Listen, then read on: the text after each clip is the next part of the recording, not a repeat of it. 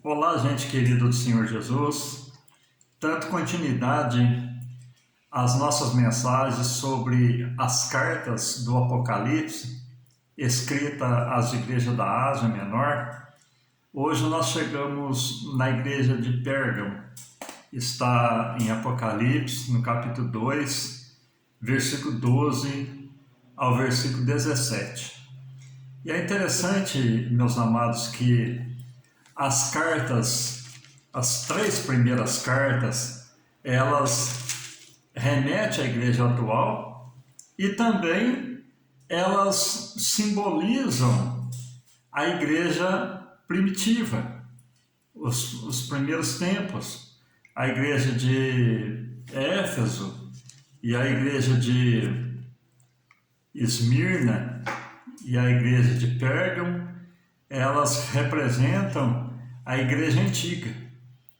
E nós olhando aqui para essa mensagem que João escreveu na revelação de Jesus Cristo, ele começa a dizer: e ao anjo da igreja que está em Pérgamo, escreve, isso diz aquele que tem a espada de dois fios. Por que Jesus disse aquele que tem espada de dois fios?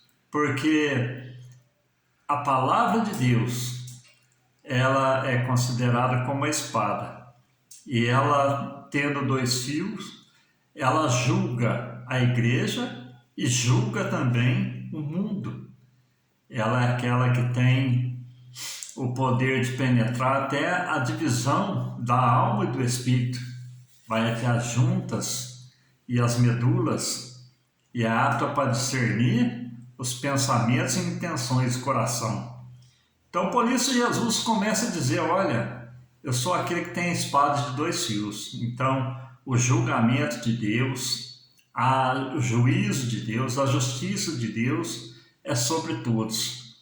E no versículo 6, 13, ele começa a dizer: eu sei as tuas obras e de onde habitas, que é onde está o trono de Satanás.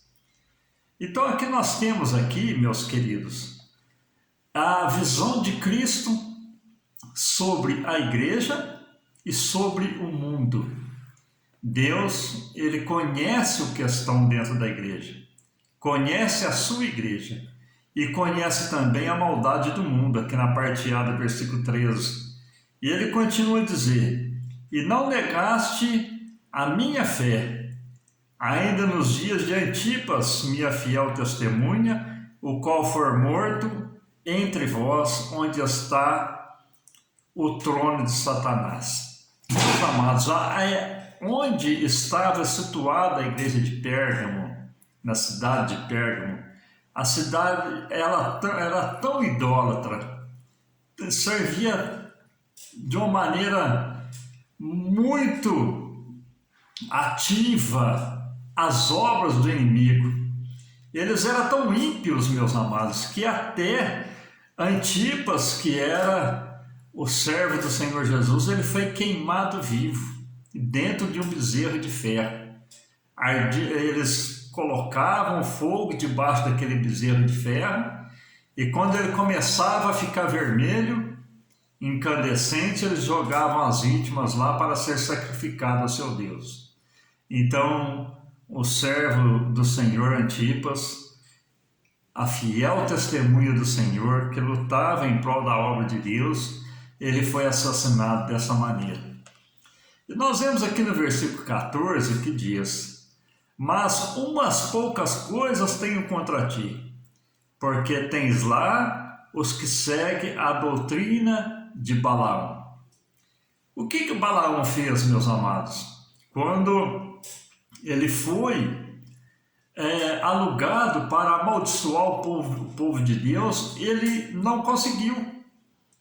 Então, o que Balaão deu a estratégia para o inimigo? Olha, começa a infiltrar deuses no meio do povo, começa a fazer com que o povo se prostitui.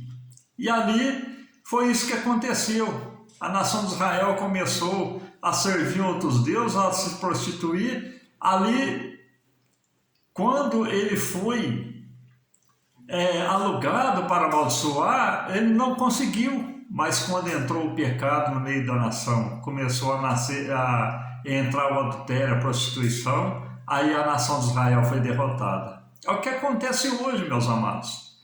Hoje é da mesma maneira. O pecado ele entra na igreja, ele está no meio da igreja e ele está causando a ferida no meio do povo. E isso vem acontecer o quê? O povo vai morrendo espiritualmente e quando nós menos imaginamos, a igreja está derrotada, está caída, está abatida. Por quê? Aceitou a doutrina de Balaão, aceitou os pecados do mundo.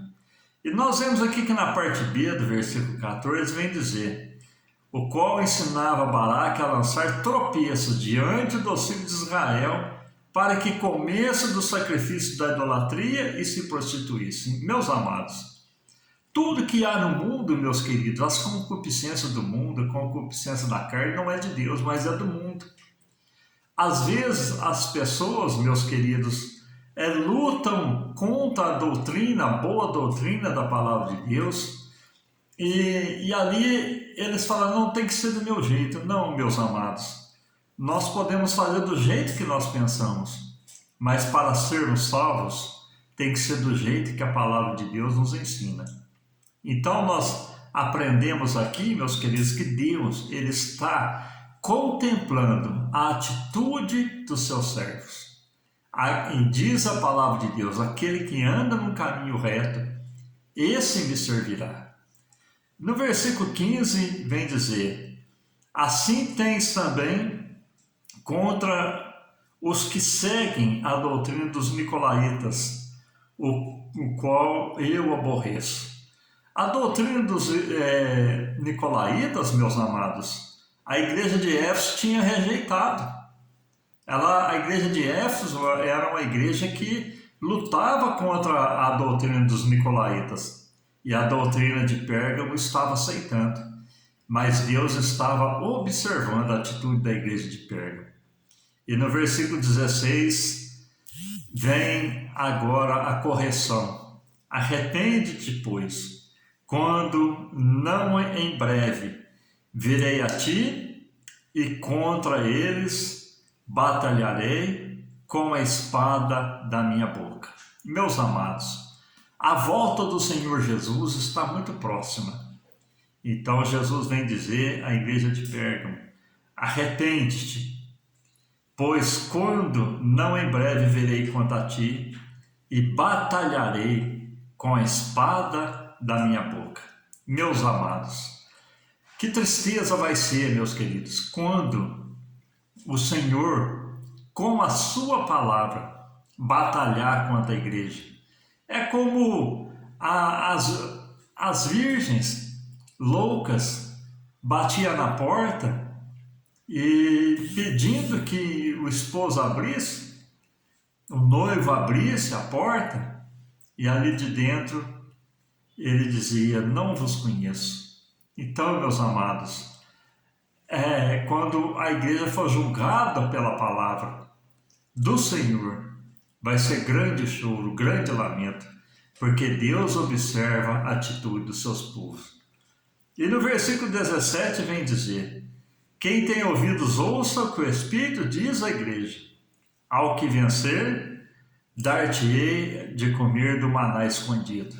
Meus amados, que maná é esse? É o próprio maná que foi descido lá no deserto, que alimentou o povo por 40 anos. Então é promessa, meus amados, compensa, vale a pena, porque o Senhor tem promessa para a igreja, para aquele que vencer. E ele estava dizendo para a igreja de Pérgamo, olha, o que vencer, dar-te-ei de comer do maná escondido. E ele continua a dizer, aqui na parte B, e dar-lhe-ei uma pedra branca, e na pedra um novo nome escrito, o qual ninguém conhece, senão aquele que o recebe. O que nós entendemos por essa pedra branca escrito um novo nome? Meus amados, Quando o sacerdote vinha alguém para ser julgado diante o sacerdote estando na presença de Deus, ele enfiava a mão debaixo do peitoral, e debaixo do peitoral tinha duas pedras, uma pedra escura e uma pedra branca. Se a pessoa estivesse cometido pecado e o sacerdote tirasse debaixo do peitoral a pedra escura, aquela pessoa lá seria julgada pelo seu pecado. E se fosse uma pedra branca, aquela pessoa havia de ser absorvido do seu pecado, porque estava revelando que ele estava limpo. E essa pedra branca simboliza também, meus amados, o Urim e o Tumim, né? Que são essas duas pedras do sacerdote, chamado Urim e Tumim. Então, o Urim, pedra escura, Tumim, a pedra branca, com um novo nome. Novo nome, o que nós entendemos com isso, meus queridos?